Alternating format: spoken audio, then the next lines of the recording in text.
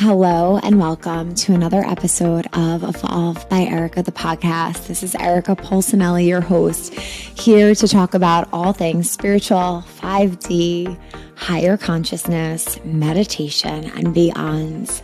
Welcome and come on in. Hello, guys, and welcome back for another episode. Today, we are talking about some life lessons that I've learned in these 34 years on Earth. So I turned 34 today. I've never been a birthday person. And that's what I want to talk here about today. Just some things that I've learned about myself, but also life lessons that I've learned during these really deep and rich years that I've had here on Earth so far. And I want to share them with you today in honor of turning 34.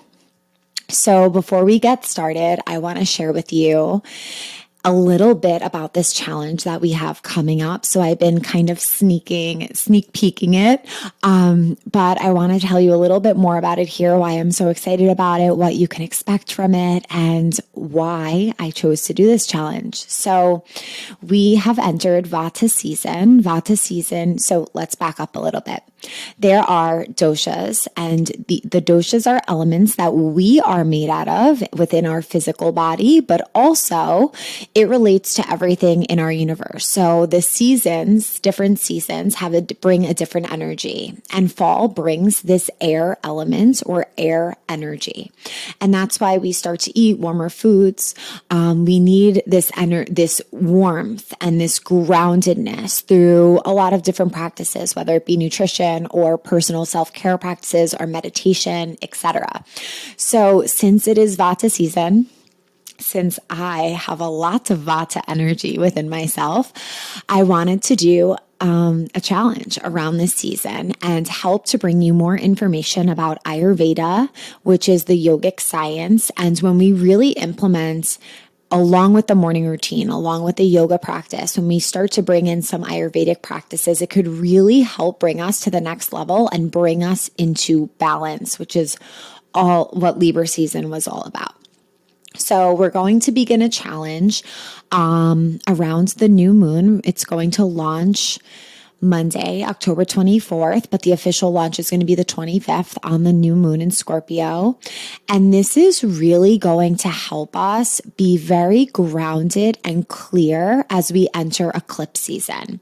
I'm going to do a whole other episode on eclipse season, but it's a very powerful time to make sure that you're doing the inner work, because whatever we're not acknowledging or doing is going to be brought up during the eclipse season, so it can redirect us on the path we're supposed to be. So I feel that this challenge can really help to ground us, to balance us, and to put us in a really good place so that we can use the eclipse energy to get to where we want to be in alignment with our Dharma, our highest path. So I'm really excited about it. I'm going to be providing you with a quiz that helps you to understand the elements of your body and what might be the dominant dosha you have, or the one that's most out of balance. And you're going to take a quiz, be able to understand your makeup. And then from there, I'm going to give you a little sheet of what can help you balance each dosha based on food or even Ayurvedic practices of self-care that we can implement. I'm going to be sharing some self-care practices that work for me and really help to ground and focus me. And the premise of the whole entire challenge is for you to the challenge is making sure you get a meditation in a day and you incorporate at least one of these Ayurvedic suggestions to help bring your dosha back into balance. And a lot of it will be focused on Vata because we're in Vata season, but I also want it to be individualized. If your Vata is very low and your Kapha or your Pitta is very out of balance, I want you to have the resources you need that is individualized to your individual makeup. So I'm really excited. I'm going to be sharing more on this week through Instagram. You don't have to do anything to sign up, but the details of how you will enter and hopefully manifest winning the giveaway at the end will be outlined for you. And I'll do that on social media and in the email. Because at the end, we're going to give away the Meadow and Bark Vata oil, which I'm really excited for you to experience and indulge in. And you actually might want to purchase that first. So there are 2 different sizes that you can get, and you might want to actually purchase that to use that during the challenge.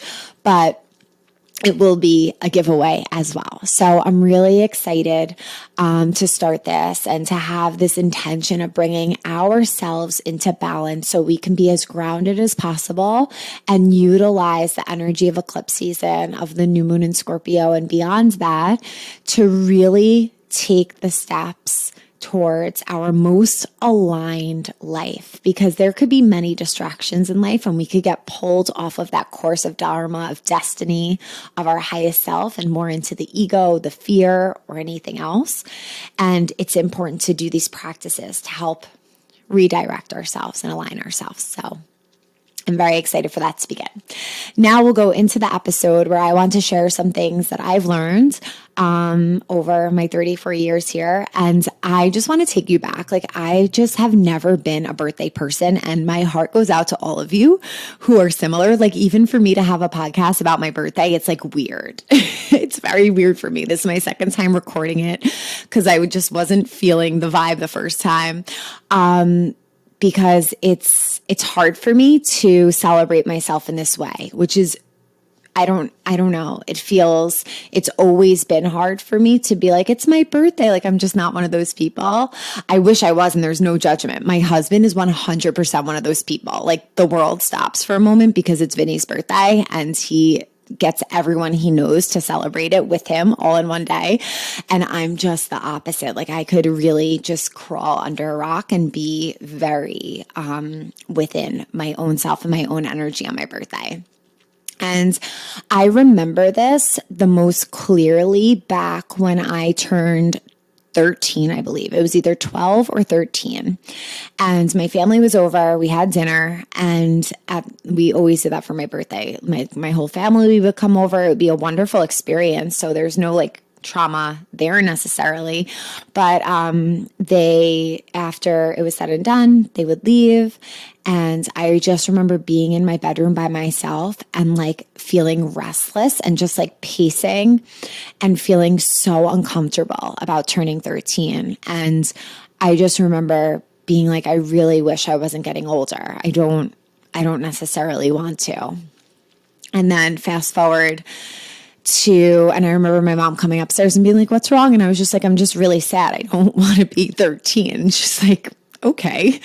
And then fast forwarding to 17, and just, I remember being so grateful and happy with where I was in high school. I had such a great experience in high school and feeling so abundant with my friends who I love so much, and just my overall experience, and saying like, this is all I need. Like, I could drive now.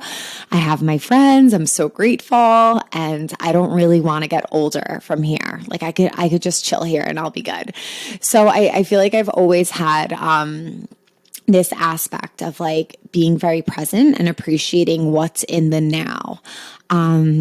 And so much changed dramatically after that, which I'm going to go into in a podcast with my best friend, Jamie, how like difficult college was and that transition for me.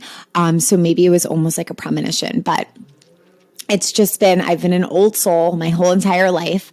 I've realized that I am a highly sensitive person. It's like a thing, a label. Our society loves to put labels on things, and this is one that I will define myself as. Highly sensitive person, or just people who are highly sensitive. And I remember when I was younger, if I was out shopping for a day with my mom, and like how easily I would get drained after 2 to 3 hours. I would need to be home and recharge. And I started to notice as I started to do this energy work and this healing, I'm now able to look back on my life and make so much sense out of so much more that I didn't understand. Things that made me different and things that I would feel, I never knew what they were. And now that I'm on this journey of healing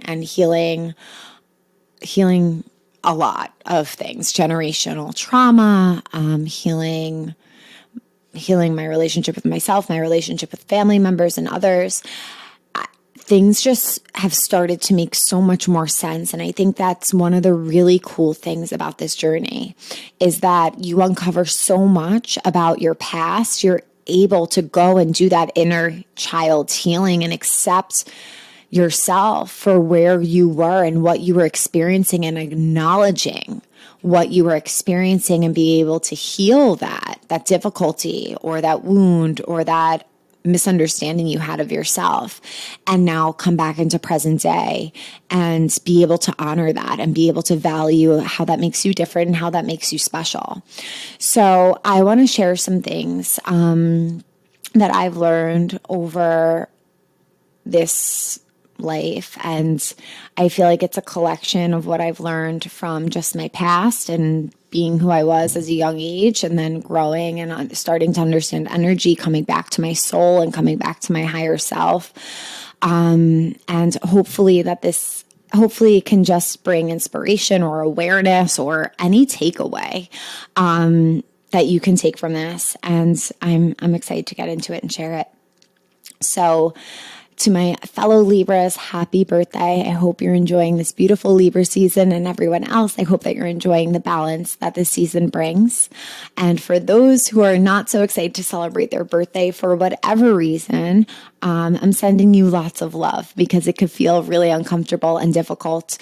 But you are worthy of being honored, and it's difficult to reincarnate or come to Earth as a human, as one of the most evolved species. And we're very lucky to be here. So it is an honor to celebrate the time that we have on this earth and all that we're doing here on this earth. So we could celebrate through this episode together. So the first thing that I want to share about what I've learned over the course of these years is that energy is so real. And I've always been very open-minded. I remember my aunt telling me about The Secret, the book, The Secret, when I was in high school, towards the end of high school. And I was always so open to the idea that there was so much more. It's 11:11 as I look at the clock and say this. I knew that there was so much more than what we knew. And it made so much sense to me that our thoughts can create our reality. And I really think this is kind of creepy. Vinny, if he's not listening, don't worry. So I don't even have to worry.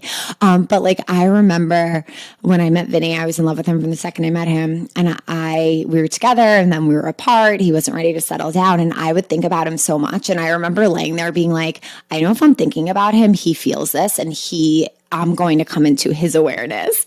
And that was in college. Like, I just had this understanding of how energy and really telepathy worked.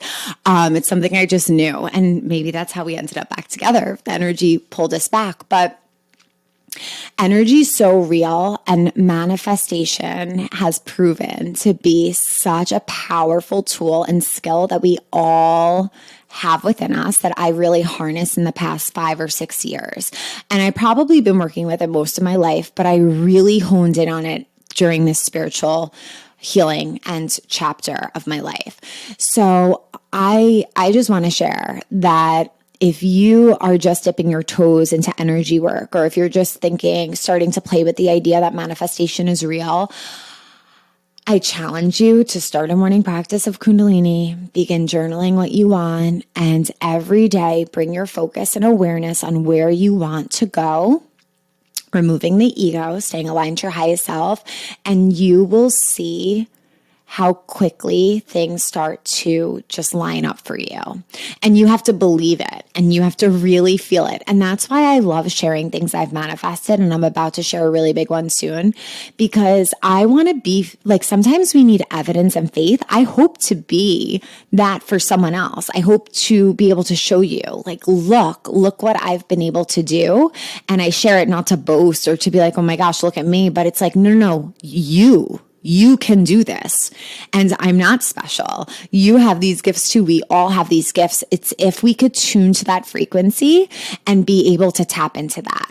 And I feel like I have tools that help people to do that, which excites me. So that's the first thing that I wanted to share, and how cool it is that we're co-creators of our life. I'm so grateful. I think my 30s have been my favorite decade so far, because that's when I really stepped into this power of knowing I could create my reality. And it's a really exciting thing to know, to body, and to understand.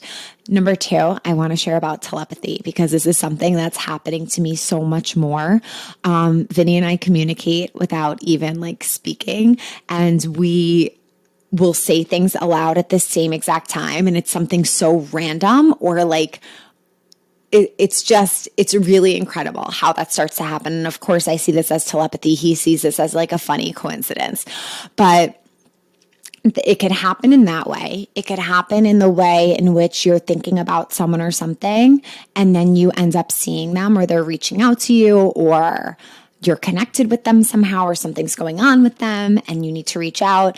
It's our psychic abilities. And right now, the universe, and we're moving into the season of eclipse, we're able to activate a lot of our abilities, where the universe and the energy on earth is supporting all of these abilities to come online. And we all have them.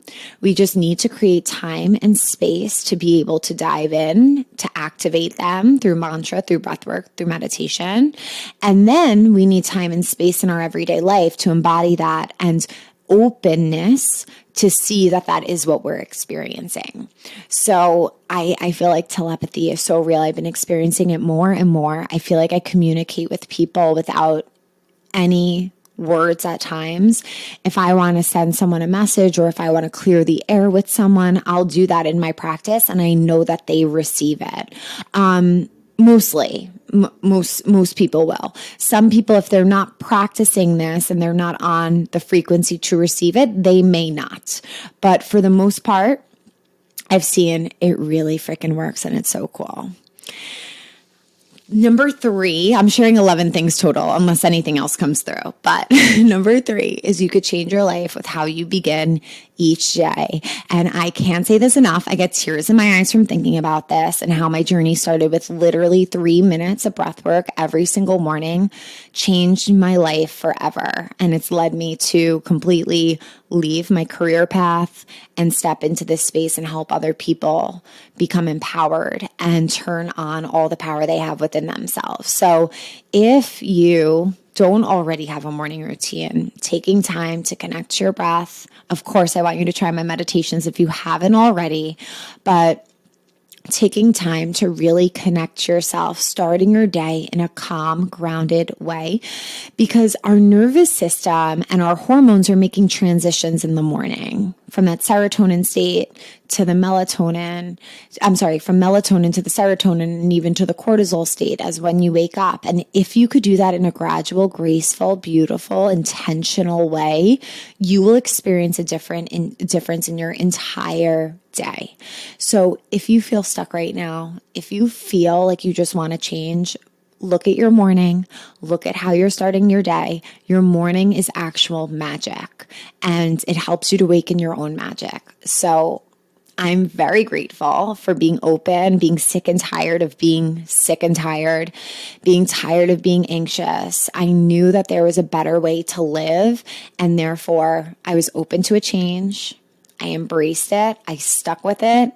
I stayed consistent with it, and it brought incredible changes. So I hope that this can inspire you if you feel you need that in your life. Another lesson, number 4, so you can always return to love. So we really act and live from 2 different frequencies for the most part. There's a whole emotional scale of frequencies, but a lot of the choices we make, it's either out of fear, lack, ego, or love, abundance, trust, and faith. And in every moment, I try to check in with myself and see, where is this coming from? Where is this energy? Where is this decision coming from? Or where is this thought coming from? And kind of categorizing it into those two spaces. And if it's ever in the fear, lack, ego, that's not going to drive me on my path of Dharma. That's a completely different track, avenue, route. And it's going to take me a really long way to get back to where I want to be. So we always have the choice to lean back into love. And I think what I've learned most on this journey is that a lot of people are hurting. A lot of people are in that space of fear, and a lot of people are acting from that space. So people can project onto us, which then can trigger us. But if we can lean into that space of love, knowing and understanding, we can actually shift the entire frequency of the interaction of the energy on earth. So when we're doing our work within ourselves, we're changing the trajectory not only for ourselves, but for everyone else that we interact with. So love is a really powerful frequency to tap into. And the more we could tap into that throughout the day, the better we feel, the better the outcome, the more we attract, and so on. I'm going to get back to that a little bit more in another one of these. They kind of overlap. But for now, I want to go into number 5, which is everyone is experiencing a different version of this reality. Everyone. So we can observe the same exact experience and walk away with a completely different perspective because everyone is acting from a space of either their wounds or their healing. And we all have wounds, we all have triggers. And when we see something and experience something, our personal experience is brought into it and brought up. And I think by understanding this, by understanding that we could see the same exact thing and have a completely different opinion upon it, and respect that about one another and know it's because it's based on our personal reality and our personal experiences, we can alleviate so much of the division that we're seeing in the world right now and be so much more understanding rather than polarizing. I'm so sick of it. I'm so done with that energy. And it's a very low frequency. So where we see division, where we see polarization, there's a lack of empathy, there's a lack of understanding, and there's a lot of judgment, a lot of fear, and a lot of other things. So when we can accept that we're all acting from a place of our own experience and have empathy and understanding for others with their opinions and their reactions, the whole entire energy completely shifts. And I'm guided to bring up something here. So I guess we could call it number 6. I'm adding to my list. So the new earth, we are creating the new earth. And does that mean there's a whole new earth as we see it, like that blue and green thing being completely reborn? No, but we are creating a new frequency on this planet that is going to shift the vibration of the planet, creating this new higher vibration. It's already happening. We already see evidence of it, hence this podcast, hence you being here, hence you understanding any of the words that I'm saying, because we're on that frequency right now. We're on that frequency of love and that higher consciousness. So I've learned that a lot of the old paradigms are coming down, are clearing, are getting destroyed so that we can create this new space where there's more acceptance, more understanding, more love, more freedom, more light, all of the things that we're all worthy of. There have just been things and systems in place that have been keeping us small. So I'm really excited to be here and be a leader of the new earth. And I'm so excited that you are too. Number 7, I've learned that we float through dimensions and frequencies. So you may have experienced this before. I certainly have, where you have this idea or you share something and you connect to it so deeply, or you see something and you feel like, oh my gosh, this speaks to my soul. And then another day at another time, you're like, wait, what was I even thinking? How was I even connected to that? What does that even mean? And we're always based off of a lot of things, based off planetary alignment, what we're eating, what our practice. Our morning practice looks like the energy that we're around, our spiritual hygiene. We're always shifting and changing the frequency that we're living in. And that's okay. It's the human experience. But because of that, sometimes we could feel very, very connected to our higher self and sometimes not as much. So this is just something that I've accepted as the human experience and never getting down on myself for shifting in and out through those higher states of consciousness and just being here and allowing for the human experience as I do all that I can to tap in spiritually. Okay. Number 8, the only thing we have power over is our own energy and our reactions.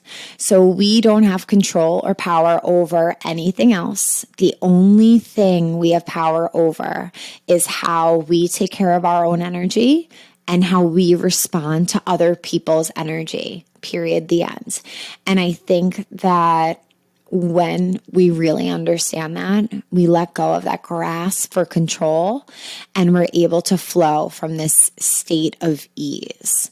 And when we feel ease, there's less resistance and things just flow more fluidly and better. Number 9, we're responsible for our energy, and our energy plays a role in the world because we're all very interconnected. I was at a stoplight yesterday. I was walking and there was a car there were 4, it was, an intersection like north and south, east and west. So there were 4 different ways of traffic. There was me in one of the ways. And I just started to think that one person in this scenario not being aligned and making a dangerous choice or a chaotic choice or a not grounded choice can affect every single person in this area at this time. And I see it as our responsibility each day for ourselves, but it also ripples out into the world to get our asses grounded and take care of our own burdens and wounds and all the things we're holding because we take that outside with us. It affects our actions.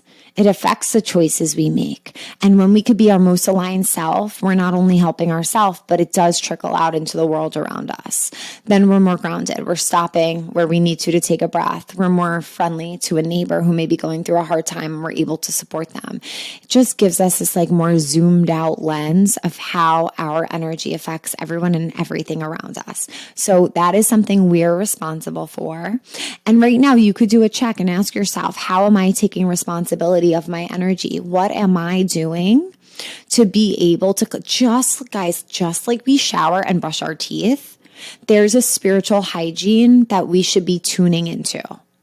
And what is it that you're doing for yourself to be your most grounded self? This is not just for you. It's for your family. It's for your children. It's for your neighbors. It's for the world. So that's something that I've learned over these past few years that I think is so important. Did we do 9? Maybe number 10, maybe number 9. The more we heal ourselves, the more our relationships heal.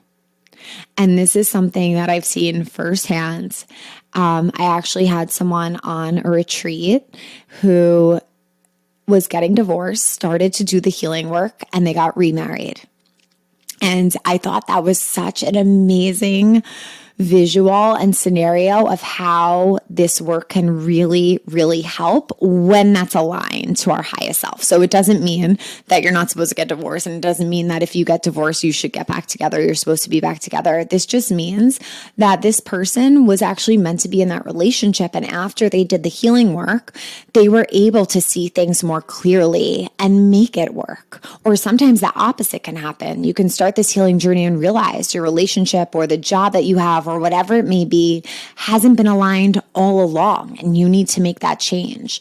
But the more we heal ourselves and this relationship we have with ourselves, the more our relationship with everyone else around us heals. Because when we have more self-love, we have less insecurities. We're able to show up as a more vulnerable, truthful self When we do the healing work, we're resolving the wounds or inner conflict within us so that we're not easily triggered, so that we could hear someone who may have a different opinion or live life differently and approach that with compassion and understanding rather than finding it as a personal attack.